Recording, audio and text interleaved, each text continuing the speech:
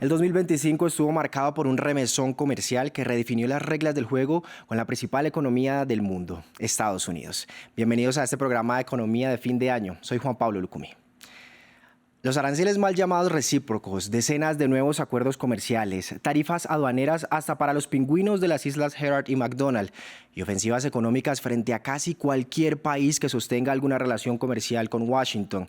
La economía global en 2025 tuvo que resistir a la presión de los aranceles de Trump, que aunque se movieron al capricho de sus declaraciones, puso a pequeños y grandes países a evaluar sus industrias, sus principales clientes y a considerar nuevas alternativas de exportaciones. My fellow Americans, this is Liberation Day, waiting for a long time. April 2nd, 2025 will forever be remembered as the day American industry was reborn, the day America's destiny was reclaimed. It's 25% without exceptions or exemptions, and that's all countries, no matter where it comes from, all countries. We've set the deal, it's at 50%. But again, there is no tariff if they build their plant here. If you look at Switzerland, 61% to 31%. Indonesia, Malaysia, Cambodia. Oh, look at Cambodia. United Kingdom, 10%. And we'll go 10%. So we'll do the same thing. South Africa, 60%, 30%. And they've got some. Brazil, 10%, 10%. Bangladesh is 74%. So you see what's going on. Pakistan, 58%. Sri Lanka, 88%.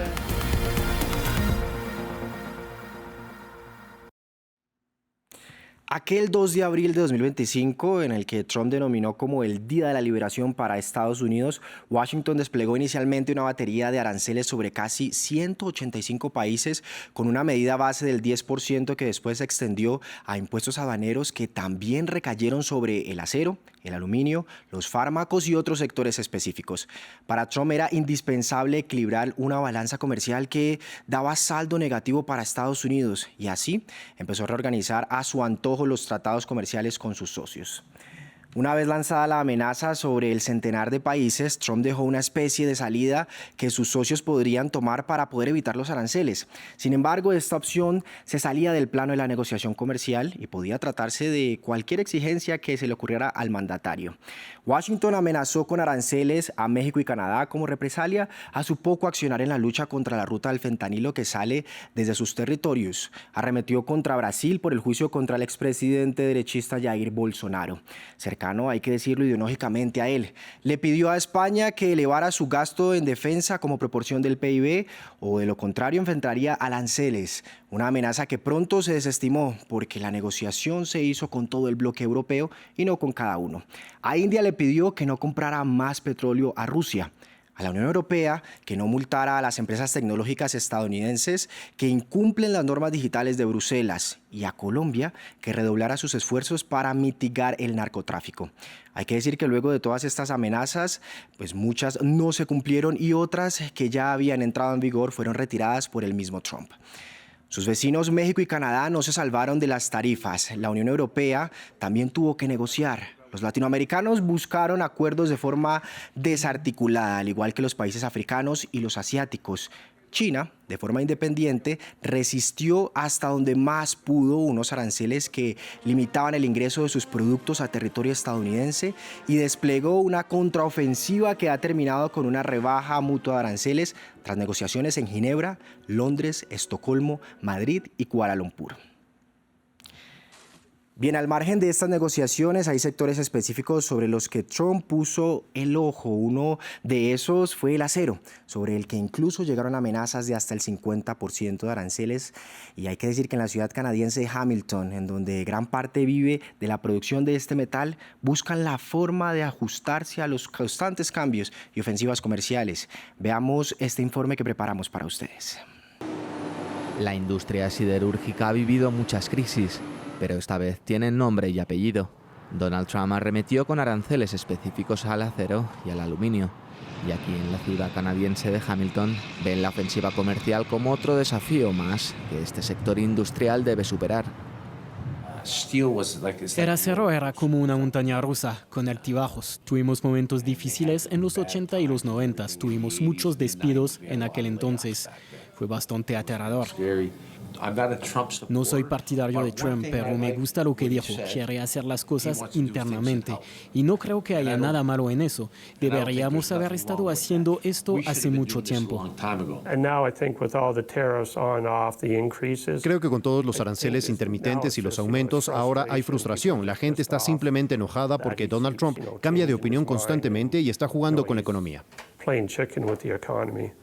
Hamilton es una ciudad que literalmente vive del acero. También es conocida como Steel Town, o pueblo de acero. Las vastas zonas industriales dominan la vista desde la ruta principal que conduce a la ciudad.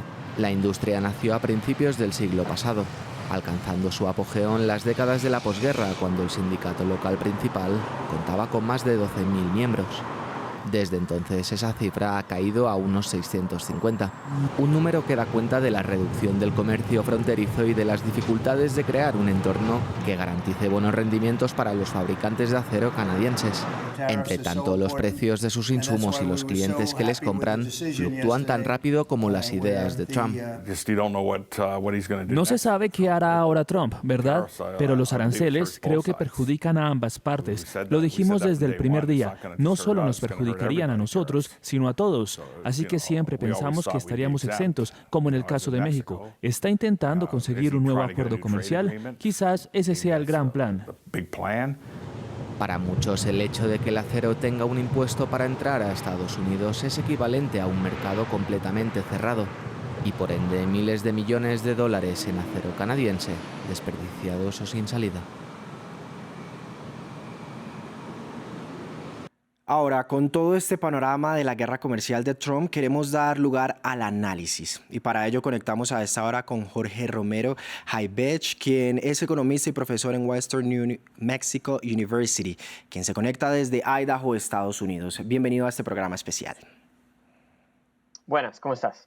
Todo muy bien. Queremos justamente entrar al centro de este tema. La pregunta ¿es viable esta estrategia de Trump para la economía de Estados Unidos y la economía global? Esto se lo pregunto porque imponer aranceles a sus principales socios, que le suministran tantos productos a su país, no es complicarse el panorama y al final hacer que este sobrecosto se traslade a los consumidores.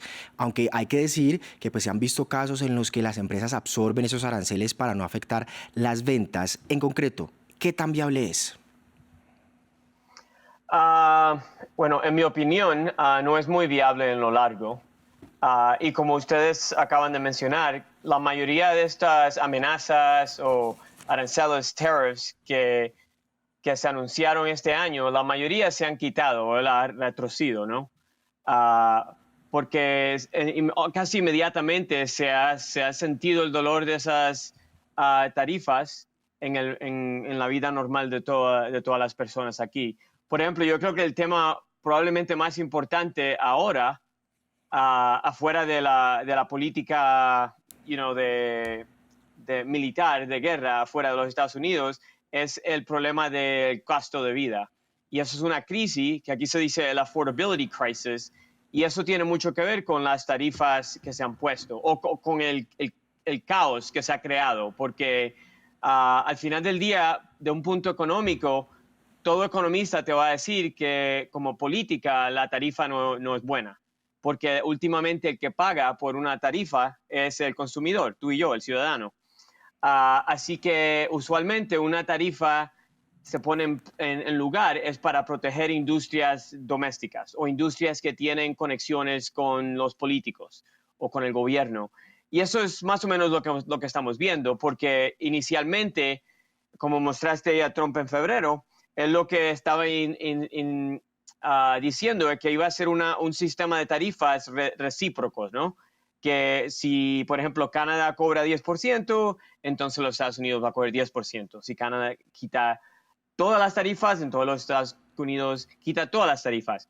Muchos economistas con ese plan estaban más o menos le estaban dando una oportunidad de ver qué pasaba, aunque si todo lo mantenemos muy limpio y en teoría las tarifas otra vez impactan al consumidor, pero de una manera así, no es una manera como que se usa la tarifa como arma para atacar países, sino como una herramienta para intercambio global, ¿no? Otra de las opciones que presentó Trump era que aquellas industrias que trasladaran sus fábricas a territorio estadounidense se libraban de los aranceles, pero esto es una operación titánica. ¿Era viable, por ejemplo, hacer esto?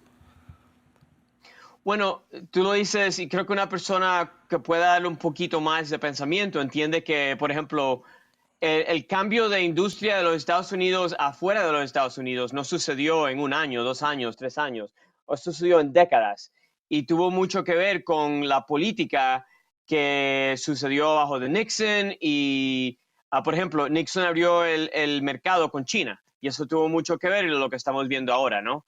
Casi la factoría del mundo es China. Pero si hubiera sido cambio, va a coger mucho tiempo. Definitivamente va a coger más del tiempo que Trump para estar en oficina. Y quién sabrá si la administración que viene va a tener la misma política, ¿no? Acerca de ese tema.